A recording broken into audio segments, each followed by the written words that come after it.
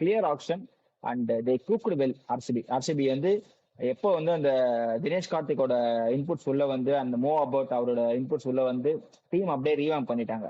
பெருசா வந்து அந்த பிக் நேம்ஸ்க்கு போற பைசாவே கிடையாது. அண்ட் வெங்கடேஷ் ஐயருக்கு அவங்க போன வாட்டி போன மாதிரி இந்த வாட்டி ஹார்டா போயிட்டு தே பாட் பேக். அண்ட் வெங்கடேஷ் ஐயரோட ஃபார்ம் வந்து ஆர்சிபி எப்படி இருக்குன்றது வந்து கொஸ்டின் மார்க் தான். ஸோ பார்ப்போம். ஆனா செம்ம ஆப்ஷன் ஆர்சிபிக்கு என்னை பொறுத்த வரைக்கும். ஜேக்கப் டஃபிலாம் வந்து ஐடியல் ஃபார் ஹேசில்வுட். நம்ம சொன்னதுதான், Jacob Duffy Hazlewood, Jacob Duffy Hazlewood சொன்னோம். மெர்சல் படத்துல அந்த மீம் போட்டோம்ல, அதே தான். ஹேசில்வுட் ஆட முடியலன்னா ஜேக்கப் டஃபி அவங்க அழகா ஆடலாம். பட் இந்தியன் கண்டிஷன்ஸ்ல இஸ் அன்டெஸ்டட். ஸோ அந்த ஒரு கன்சர்ன் தான். They had a clear option.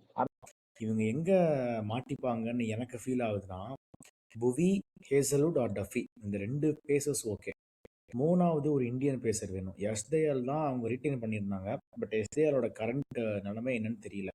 So அந்த மாதிரி டைமில் வந்து இவங்களுக்கு இருக்கிற இப்போ ஒரே ஆப்ஷன் ரஷிக் தார் சலாம் மட்டும்தான் ஆடணும். வேற ஏன்னா லாஸ்ட் டைமே ஒரு மேட்ச் 2 மேட்ச் ஆடினாரு. பட் பெருசாக அடி வாங்கினதுக்கப்புறம் அப்படி மாற்றிட்டாங்க. அந்த டீம் அதுக்கப்புறம் செட் ஆயிடுச்சு பயங்கரமா. ஸோ இப்போ வரும்போது திரும்ப இவங்க அந்த ஒரே ஒரு ஹோல் மட்டும் இருக்கும்னு எனக்கு ஒரு ஃபீல், அந்த தேர்டு மீடியம் பேசருக்கு மட்டும்.